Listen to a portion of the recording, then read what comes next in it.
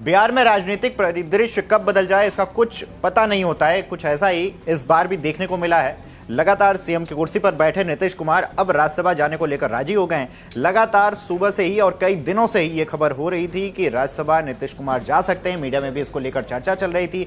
तमाम नेता इसको लेकर कुछ विरोध जता रहे थे, कुछ इसको लेकर बयानबाजी दे रहे थे। सुबह से ही इसको लेकर प्रदर्शन भी विधानसभा के बाहर वो देखने को मिला था। अब नीतीश कुमार ने ट्वीट कर इसका फैसला ले लिया है और ट्वीट कर क्या कुछ बोला है पहले वो सुना देते हैं। आखिर फिर बिहार में अब क्या बदल जाएगा वो भी बता देते हैं। तो पहले ट्वीट में उन्होंने क्या बोला है वो सुना देते हैं। पिछले 2 दशक यानी कि उन्होंने ट्वीट कर लिखा है कि पिछले 2 दशक से भी अधिक समय से आपने अपना विश्वास और समर्थन मेरे साथ लगातार बनाए रखा है। उसी के बल पर हमने बिहार की ओर से आप सब लोगों की पूरी निष्ठा से सेवा की है। आपके विश्वास और समर्थन की ही ताकत थी कि बिहार आज विकास और सम्मान का नया आयाम प्रस्तुत कर रहा है। इसलिए पूर्व में भी आपके प्रति कई बार आभार व्यक्त किया है। संसदीय जीवन शुरू करने के समय से ही मेरे मन में एक इच्छा थी कि मैं बिहार विधानमंडल के दोनों सदनों के साथ संसद के भी दोनों सदनों का सदस्य बनूं। इसी क्रम में इस बार हो रहे चुनाव में राज्यसभा का सदस्य बनना चाह रहा हूं।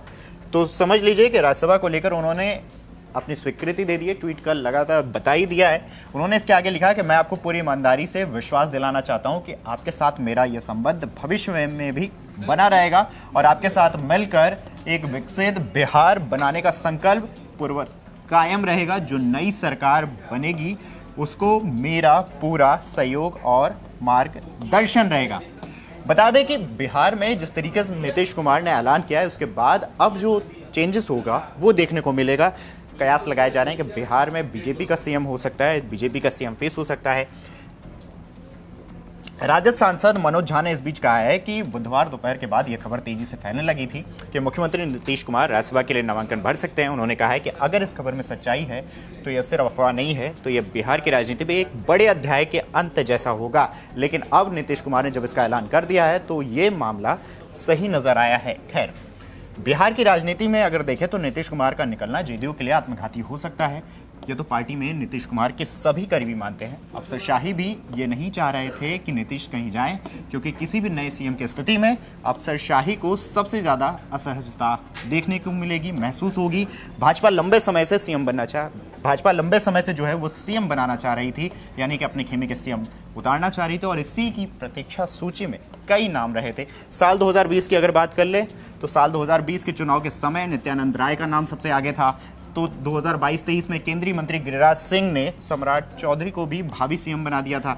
नित्यानंद इस समय चुप हैं और सम्राट चौधरी चुपचाप सब देख रहे हैं। और ये कहना भी गलत नहीं है कि होली के दिन अचानक उठी इस चर्चा से वो खुश हो रहे होंगे। और अब जब नीतीश कुमार ने इसका ऐलान कर दिया है तो शायद ही कुछ और बदल जाए। वैसे अगर नीतीश कुमार निकल गए तो भाजपा के लिए यह चौंकाने वाला नाम भी इस बीच सामने आ सकता है, यह भी सामने आ सकता है। खैर, बिहार प्रदेश जेडीयू की कमान उमेश कुशवाहा के पास रहेगी, यह फैसला हो चुका है। वहीं निर्विरोध नामांकन करेंगे, लेकिन राजनीतिक दलों की ही नहीं बल्कि आम लोगों की अगर बात करें को भी पता है कि जेडीयू का मतलब नीतीश कुमार है, कोई और नहीं। खैर, नीतीश कुमार ने जिस तरीके से ऐलान किया है उसके बाद अब बिहार में जो कुछ है वो बदलता नजर आएगा। इस खबर को लेकर आपकी क्या राय है, मैं कमेंट करके जरूर बताएं। तब तक के लिए देखते रहें अमर उजाला बिहार।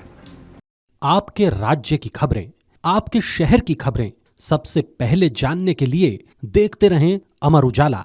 चैनल को सब्सक्राइब जरूर कर लें और पाएं हर अपडेट।